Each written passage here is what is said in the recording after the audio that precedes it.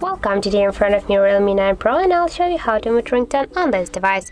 So first you should go into the settings here and tap on the sounds and vibration. Here you will see the ringtone volume panel. Just to mute your ringtone you should swipe with a finger to the left, this like that. And also we got a second way how we can do that, but first you should go here to the advanced settings and click on the volume button function, and be sure that here you got selected the ringtone volume, not the media one. And now just press here on the left side of your device your down volume button for a few seconds, and by this way you can also mute your ringtone.